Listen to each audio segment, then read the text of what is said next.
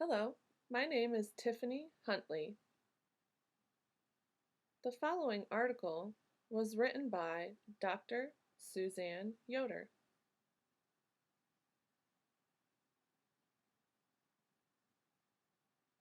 Suzanne Yoder works at the Hear Well Center. The title of this article is Phones and Hearing Loss. There's much to consider when it comes to using telephones when you have a hearing loss. This article will attempt to review some of the basic considerations for telecommunication for individuals who have lost their hearing.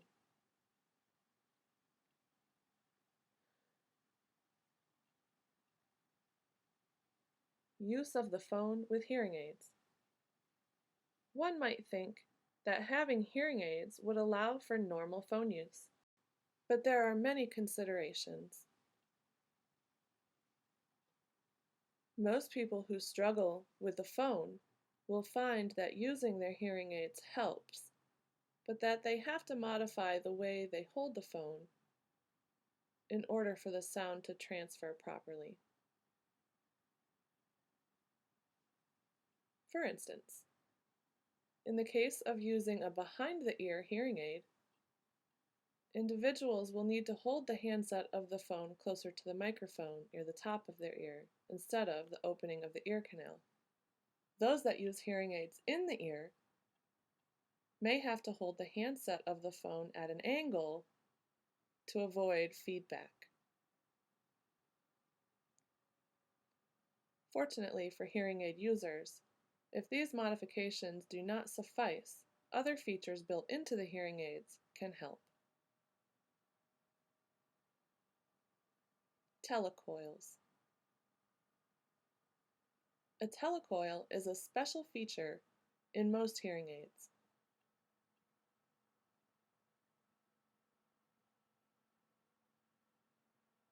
The job of the telecoil is to transfer the sound from the phone through the hearing aid using electromagnetic energy.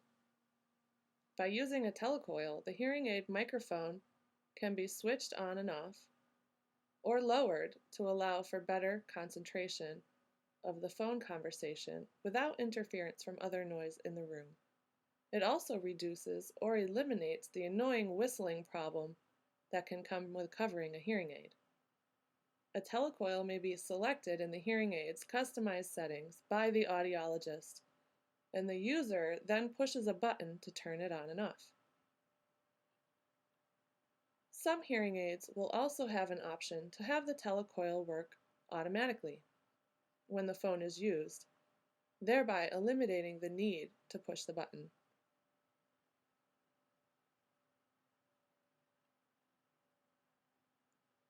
Hands-free phone calls with hearing aids. By utilizing Bluetooth, today's hearing aids have the option to add an accessory for hands-free phone use. These accessories look different for each manufacturer, but they all follow the same principle. They stream sound from an audio device to hearing aids wirelessly.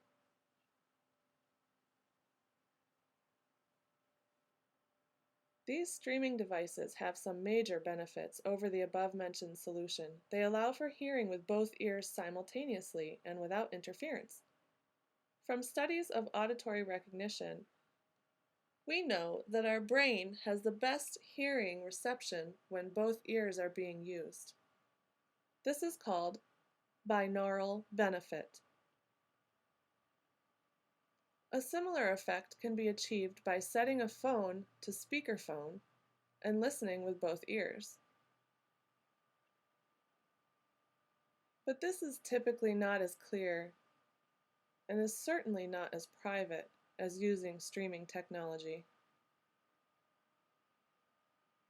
Generally speaking, streaming devices are used with cell phones and other Bluetooth-enabled phones.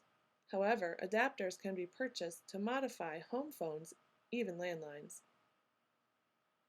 Amplified phones, caption phones, and phone adapters. Phones present a difficult listening situation since you cannot see the speaker's face to help lip read or sense emotions. It's more difficult to predict the topic. With on-the-go technology, there's often a noisy connection when speaking to people using cell phones. Therefore, it is likely that those with hearing loss, even if they use hearing aids, may still need additional accessories to communicate by phone. Special phones, built to help those with hearing loss, can provide features to bridge that gap, including amplification on the handset with sound level boosts from 20 to 60 decibels.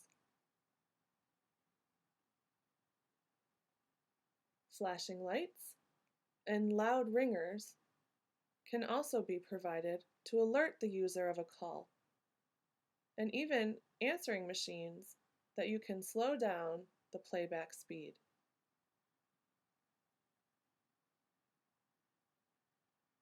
Phones are available with captioning as well as sound to provide visual input to help fill in those gaps in conversation.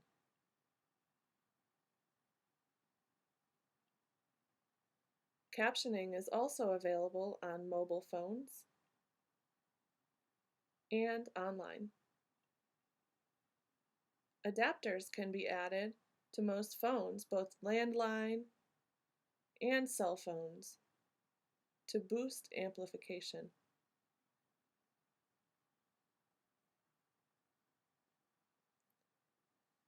Telecommunication for the deaf. In the case that an individual prefers visual telecommunication on the phone, there are options that allow video phone communication or text communication. These options are generally chosen by individuals that are deaf and do not have enough residual hearing for hearing on the phone and/or for those that rely on sign language as their primary means of communication. Getting the special phone equipment. There are many ways to go about getting phones for hearing loss, including direct-to-consumer websites and retail stores. Dr. Yoder recommends consulting with an audiologist prior to purchasing phone equipment.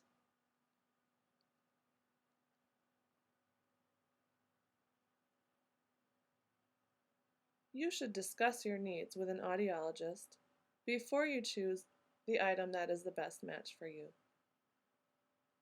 There are programs in the state of Pennsylvania that provide free phones for those in lower income brackets. There are also some discount programs for caption phones. When shopping for cell phones, there are rating scales for microphone, or M, compatibility, and Telecoil, or T, compatibility.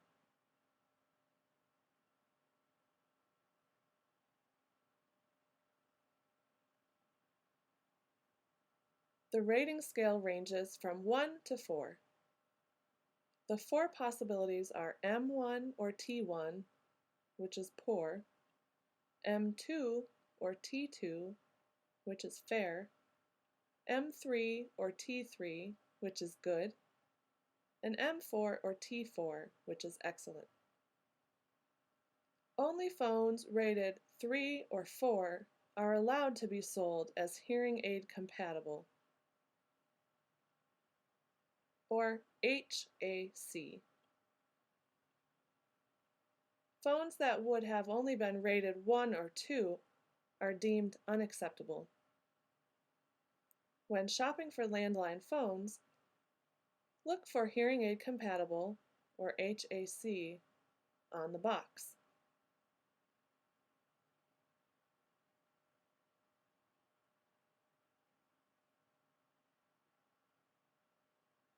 And refer to your audiologist for your personal decibel boost level needed for your own hearing loss. Another consideration is to research smartphones with applications that can allow for captioning on the go. but not all smartphones have this.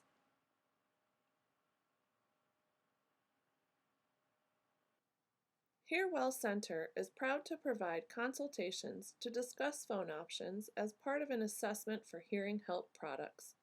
We participate in multiple programs offering free and discounted phones.